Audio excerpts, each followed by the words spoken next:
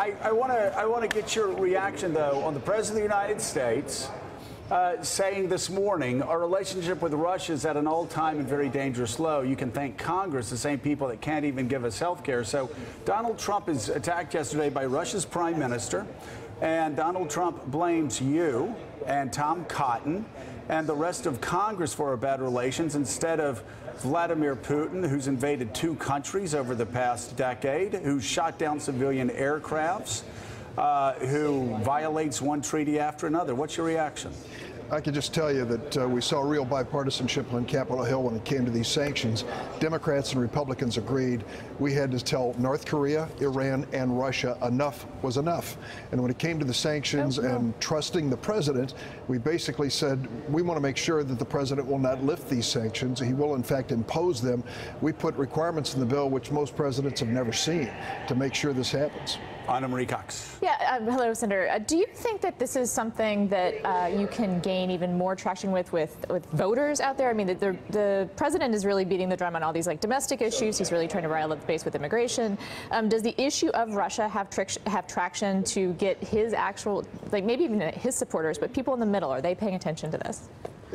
Foreign policy in and of itself doesn't drive elections. It's the economy. We've heard that over and over again. It's still the case in the United States. But I think people are genuinely upset, and should be, about what the Russians did in our last election. In my state of Illinois, they had to notify 80,000 registered voters the Russians had hacked into our voter file and that their identities might be compromised. We know that in Illinois. We resent it, and we want to say to Russia, enough, hands off. We don't want you involved in our next election. Steve Ratner. Senator, on the notion that the economy drives elections, the economy appears to be doing quite well at the moment. You've seen the president's tweets. You've actually also seen numbers. The job growth continues. The GDP growth continues. Nothing special, but in a positive direction. So does that augur well for the Republicans? Well, I can tell you it is a positive thing when the economy is expanding rather than contracting. That's just a fact of political life. I think people are going to ask another question. Not only do I have a job, but how am I doing in that job? When I talked to Mnuchin the other day about economic growth, I said to him, corporate profits don't define economic growth to most families. People ask the question, how am I doing with my paycheck? Can we pay our bills? Can we put some money away for college for our kids? So it's the purchasing power, the earning power, the real wages of workers that I think drive electoral choices. Jeremy Peters. Senator, good morning. As the senator from the great state of Illinois, you may appreciate this.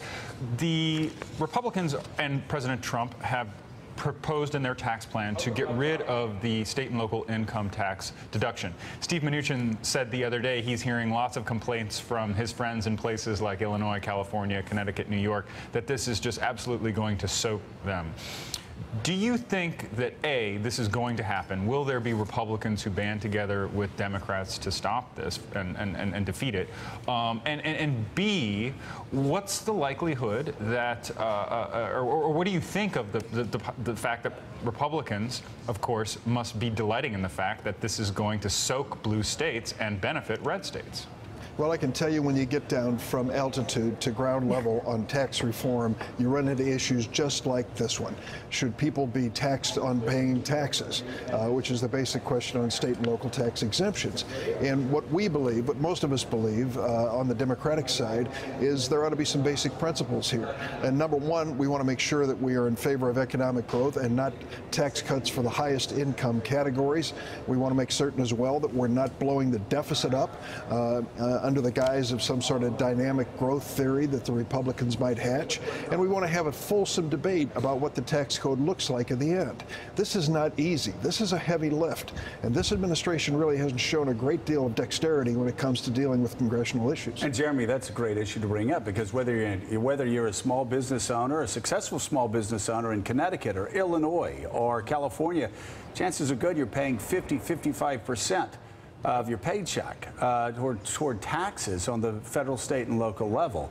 It's going to be very interesting to see how many people want to take away that deduction. I don't think it's going to be very high by the end. Let's talk, Senator, about immigration reform. Yesterday, the president spoke about immigration reform. We just had Tom Cotton on. We want to ask you, first of all, whether you have any objection to the first part of the bill, which is focusing on the skill sets of immigrants coming to the United States and maybe changing the ratio so we help drive the economy, bring better jobs to this country, get the technical know-how here that some companies claim are lacking by just working with the ratio. So there's a higher ratio of higher skilled immigrants coming to America. Joe, don't forget that we know that we need some higher skills which are not in this country to grow our economy, but we also need, and we have, immigrants taking low-skilled jobs. There are not long lines of people waiting to pick fruit in the United States, lining up to work in slaughterhouses or poultry processing plants, or working behind in the kitchen in the restaurants of Chicago and other great cities. Immigrants take these jobs. They're tough, they're dirty, they work long and hard, and they don't get paid a lot of money. So if we're going to dry up that source of labor, who will replace it? Our birth rate is coming down. Yeah. We need to make sure we have a workforce that's there. Now, when we did comprehensive immigration reform, we moved closer to a merit-based system, and I signed up for that with Lindsey Graham. But we also took care of the 11 million currently here who could step up, register, pay their taxes, and go to the back of the line, and ultimately have a chance at legalization. All right. Hey, and finally, Senator, the most important question. Will you, on the floor of the Senate, do what the Chicago Cubs did and recognize the grave injustice done to Steve Bartman and salute him for being, and I'm serious, what that poor guy and his family have gone through, it's just outrageous. You know, you go back and you look at those pictures again. He wasn't the only guy who was reaching out for the ball. 11 other people reaching out for that ball. And I said yesterday, or a couple days ago, this is one of the best sports stories I've seen in a long time, because it was outrageous how that man was treated. Well, it was a classy move by the Ricketts family and the Cubs organization to give him one of the championship rings. Poor Steve Bartman, a faithful, fanatic Cubs fan, did what 90% of fans would do. Heck, I'd be putting my hands up to protect myself if that foul ball were coming my way. He didn't deserve what happened to him afterwards. I hope we have settled this matter once and for all. If he's still a Cub fan, I hope he is. I hope he's enjoying this run that we've had since the All-Star game. It's been pretty darn good. He sounds like he's still a Cubs fan. All right, Senator Dick Durbin, thank you so much. Greatly appreciate it. Thanks, Joe. That's impressive. You knowing that 11 people reached out at the same time. You're a pretty big Cubs fan yourself, right? Well, my husband's a huge Cubs fan, so I've kind of gotten it by osmosis. But yes, I am a Cubs fan, and I've seen the great documentary by Alex Gibney, I think, did about Steve Bartman. I was listening to an interview with him recently, and he had a great idea, which is they should have a Bartman Day. At Wrigley, and have everyone dressed like him, like with the headphones and the jacket, and like that way they could do kind of a Spartacus moment. I am Bartman. Yeah, I am Bartman, and I don't know that he would show up, but No, but then he could. See, if you have Bartman Day. Like. I do remember after the Red Sox won their World Series, their first World Series. I think it was their first World Series. They actually brought back Bill Buckner. And there wasn't a dry eye in the house. It was one of the most moving things that I've seen.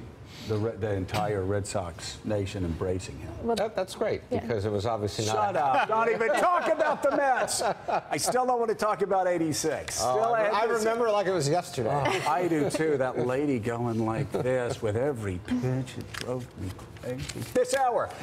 Thanks for checking out MSNBC on YouTube, and make sure you subscribe to stay up to date on the day's biggest stories. And you can click on any of the videos around us to watch more from Morning Joe and MSNBC. Thanks so much for watching.